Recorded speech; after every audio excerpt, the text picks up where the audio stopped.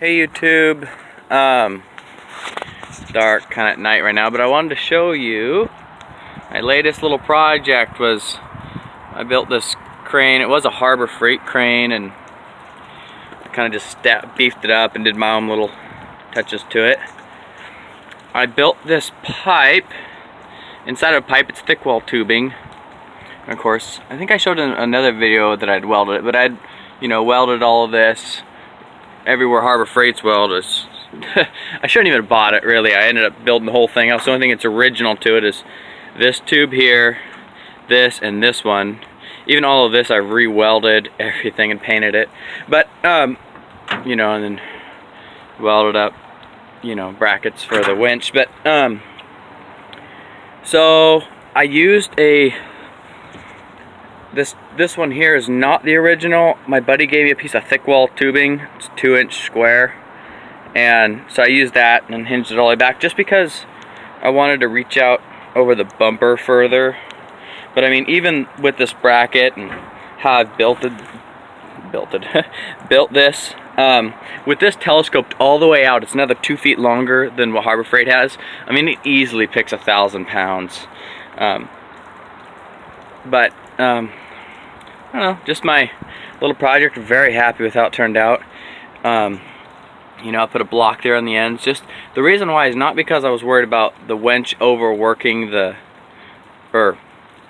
winch not being strong enough. Really, it was I didn't want to max out the amperage on the winch, and because I got to run power all the way back here, so I didn't want to have to worry about the voltage drop or anything like that. So that, and it already kind of travels pretty fast, I thought. So but anyways, this is my latest project. I just finished it today. That's why it's a nighttime video. But now I gotta wire it up, and I think what I'll do is in this box here, I'm gonna move these shelves anyways. I'm gonna actually lower them down, but I think right back in here I'm gonna have the switch, the power will come in, and I have a switch here, and then I'll put a receptacle here that I can plug in, and then run pretty much kind of a hokey extension cord that I'll have 2 feet long because this telescope's up, and that's how I want to do it. But it'll be nice when it's all done. But I've heard good reviews on this Harbor Freight. It's the ATV bunch. I think it's like 2,500 pounds, or what is it? Yeah, 2,500 pounds. I've heard good reviews, and I've heard horrible. I will tell you, it's noisy. I mean, those gears, I don't know if they're cast gears or what, but they're noisy. But worked out great. I cut back up in here. I cut the pipe, and that way, if I didn't want this block, I could just literally take the block off and just use the hook for just light little things. But I was interested in making a crane for some time because I just figured, I mean, what happens if the radiator on the skidder goes out, and freaking all by myself and pain in the butt trying to get it out, or my Kenworth, that's a heavy radiator, and that one does leak.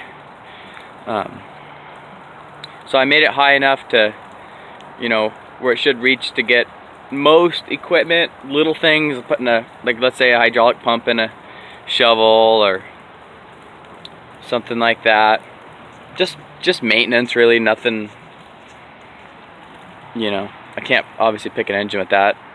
I wouldn't want to try it anyways. But anyways, there she is. I don't remember what model it is the Harbor Freight has, but it's pretty much just a beefed up version. Oh, and another reason I went with it so low, because if I could have got away with it another like 2 feet higher, I would have. That way I could have telescoped, an extra probably 3 feet higher, is because I wanted it to fit this whole truck. The reason why the air tank's low, you can't really see it over there, the air compressor, everything's low, because I want this to be able to park inside the garage of my home. And as of right now, it clears by 2 inches. So, I mean, obviously the shop doesn't have an issue, but really, I want to keep that bay empty just for projects like the skidder or the log truck, and I don't want to have a truck parked in there too.